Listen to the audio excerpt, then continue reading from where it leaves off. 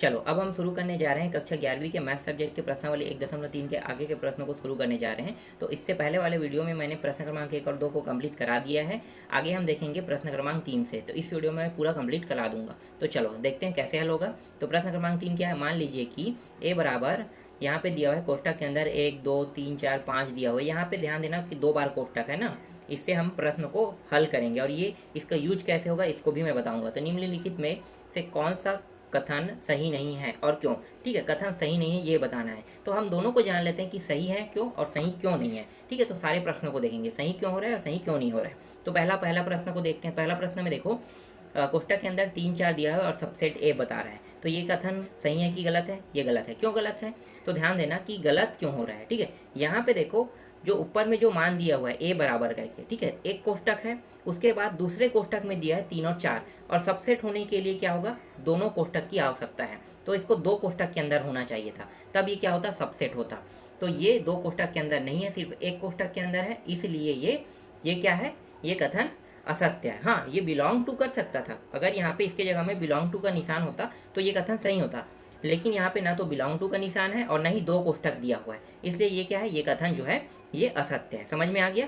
चलो आगे देखते हैं। दूसरा प्रश्न क्या है, दूसरा है 3 और 4 बिलोंग टू ए। देखो अभी हमने बिलोंग टू की बात किया ना, तो बिलोंग टू क्या है, 2 कोष्टक है, एक कोष्टक क्या हो गया, एक कोष्टक का मान लो बिलोंग बन गया है और इसके बाद ए बन गया। ठीक है, तो मतलब ए लग गया, तो ए के साथ ये बिलोंग कर रहा है।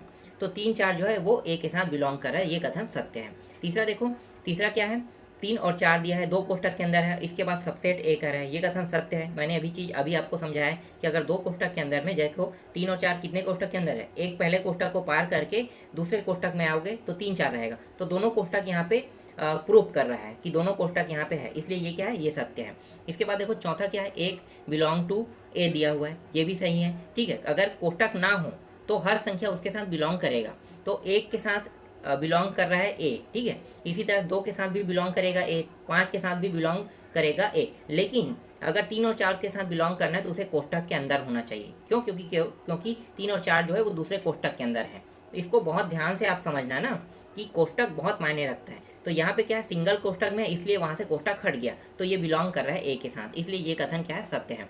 पांचवा देखो, एक सबसेट ए, ये गलत है। इसको अगर सबसेट बनना है तो इसके लिए इसको क्या होना चाहिए था, कोष्टक के अंदर होना चाहिए। अब ये कोष्टक के अंदर नहीं है, इसलिए ये सबसेट नहीं है, इसलिए ये कथन असत्य है। इसके बाद देखो पांचवा प्रश्न क्या है, पांचवा 1 2 और 5 दिया हुआ है सबसेट ए, ये सही है। देख लो आप मैच कर सकते हो, 1 2 5 जो है पहले कोष्टक के अंदर है, इसका मतलब ये क्या है, सबसेट सही है।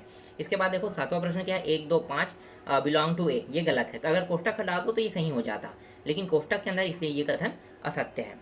इसके बाद देखो आठवां क्या है, 1 2 और 3 सबसेट ए, ये कथन गलत है। क्यों गलत है, क्योंकि 1 2 जो है वो पहले कोष्टक के अंदर है, वो सही है, लेकिन 3 और जो 4 जो था, मतलब ये यहाँ पे जो 3 है वो दूसरे कोष्टक के अंदर, तो यहाँ पे 2 कोष्टक होना चाहिए तब सबसेट होता, इसलिए ये सबसेट नहीं हो सकता। ठीक है, तो ये क्या होगा, असत्य है कथन। इसके बाद देखो नौवां क्या है, 5 बिलोंग टू ए, ये गलत है। कभी भी अवयव जो है वो ए के साथ बिलोंग टू नहीं कर सकता, मतलब बिलोंग नहीं कर सकता है। हाँ, सबसेट जरूर बना सकता है लेकिन बिलोंग नहीं कर सकता, इसलिए ये कथन भी क्या है, असत्य है। चलो आगे देखते हैं। दसवां क्या है, 5 सबसेट ए, ये सही है कह रहा है, क्योंकि 5 जो है वो सबसेट ए के साथ बना सकता है, मतलब अवयव जो है वो सबसेट बना सकता है। इसके बाद 11वां देखो, 11वां भी कथन असत्य है। क्यों, अब ध्यान दो, गलत क्यों है यहाँ पे 11वां इसलिए गलत है क्योंकि ये कोष्टक के अंदर है और कभी भी अवयव जो है वो कोष्टक के अंदर नहीं होता है, इसलिए ये कथन गलत है। समझ में आ गया। चलो आगे देखते हैं। चौथा प्रश्न, निम्नलिखित समुच्चयों के सभी उपसमुच्चय लिखिए। तो सभी उपसमुच्चय लिखना है, इसका मतलब क्या है, उपसमुच्चय का मतलब इसके ऊपर घात लगाना है। ठीक है, तो घात लगाना है, जैसे कि इसमें अगर घात लगाओगे ए का, तो ए का यही रहेगा, इसमें घात लगाना है, कैसे बनेगा मैं इसका आंसर बताते जा रहा हूँ। चलो पहला जो है वो सिर्फ एक अवयव है, तो एक अवयव है मतलब इसका एक आंसर होगा, कोष्टक के अंदर ए ही बस रहेगा। दूसरा देखो, दूसरा में 2 अवयव है, ठीक है, ए और ए भी दिया हुआ है, तो इसको कैसे लिखोगे कि अलग अलग करना है आपको। कोष्टक के अंदर में क्या लिखोगे, मंझा कोष्टक के अंदर ए लिखोगे, फिर उसके बाद बी लिखोगे, फिर ए बी को एक साथ लिखोगे। ठीक है, इस तरह से इसके 3 मान प्राप्त होंगे। उसके बाद देखो तीसरा प्रश्न क्या है, तीसरा प्रश्न के आंसर क्या होगा, 1 2 और 3 दिया हुआ है।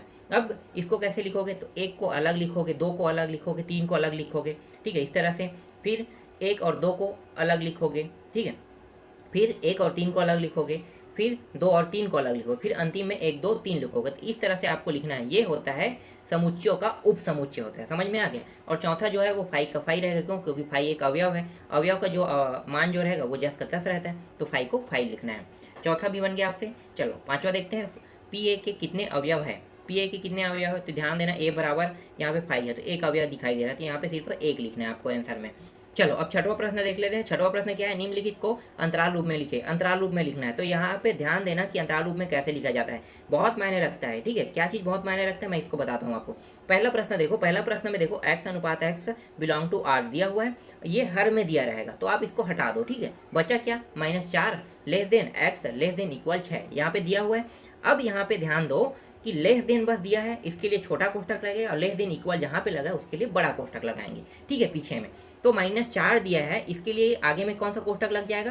क्योंकि लेस देन बस है तो छोटा कोष्टक लगेगा। इसके बाद देखो लेस देन इक्वल 6 दिया हुआ है, तो इसके लिए क्या लगाएंगे? बड़ा कोष्टक। तो -4 और 6, तो आगे में छोटा कोष्टक और पीछे में बड़ा कोष्टक। कोष्टक क्यों लगा है छोटा बड़ा? समझ में आ गया। सिर्फ लेस देन और लेस देन इक्वल लगा है, इसीलिए यहाँ पे कोष्टक में अंतराल हो रहा है। समझ में आ गया। अगर सिर्फ जिसमें लेस देन दिया रहेगा उसके लिए छोटा कोष्टक, और जिसमें लेस देन इक्वल दिया रहेगा उसके लिए बड़ा कोष्टक लगाना है। इसीलिए यहाँ पे आगे में छोटा कोष्टक लगा है और पीछे में बड़ा कोष्टक लगा है। चलो आगे और समझ में आ जाएगा आपको अच्छे से। दूसरा देखो, दूसरा क्या है? -12 है। ठीक है, दोनों में देखो छोटा को दोनों में ध्यान देना, दोनों में क्या है? Less than. कहीं पे इक्वल लगा है क्या? लेस देन के साथ बराबर का चिन्ह नहीं लगा है। इसका मतलब क्या है कि दोनों के दोनों छोटे कोष्टक के अंदर रहेगा। तो -12 और -10 भी छोटे कोष्टक के अंदर रहेगा। समझ में आ गया ये भी। चलो तीसरा देखते हैं। तीसरा क्या है? तीसरा है 0 less than equal less than 7 दिया हुआ है। ठीक है, x लेस देन 7। तो यहाँ पे देखो 0 जो है वो लेस देन इक्वल क्या है? इक्वल दोनों दिया हुआ है। ठीक है, इसका मतलब क्या है कि 0 के आगे में बड़ा कोष्टक लग जाएगा। फिर 7 में जो देखो 7 में लेस देन 7 दिया हुआ है।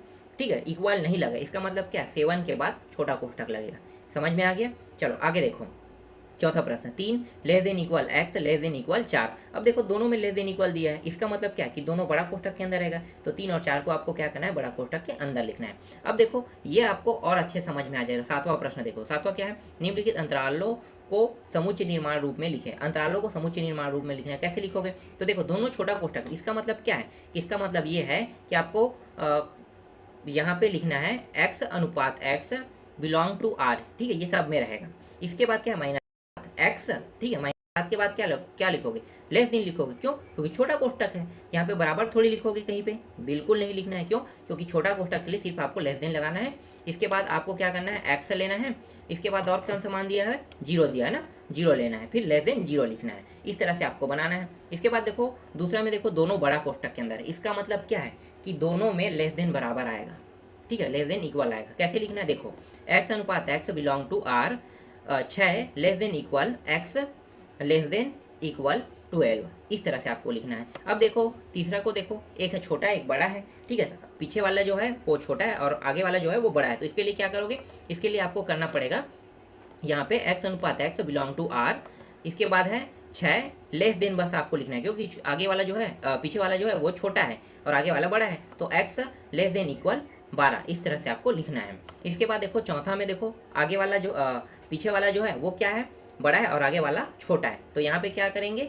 यहाँ पे हमें x अनुपात x बिलोंग टू r, इसके बाद है -23 less than equal x less then 5। इस तरह से आपको लिखना है। समझ में आ गए सभी प्रश्नों के उत्तर।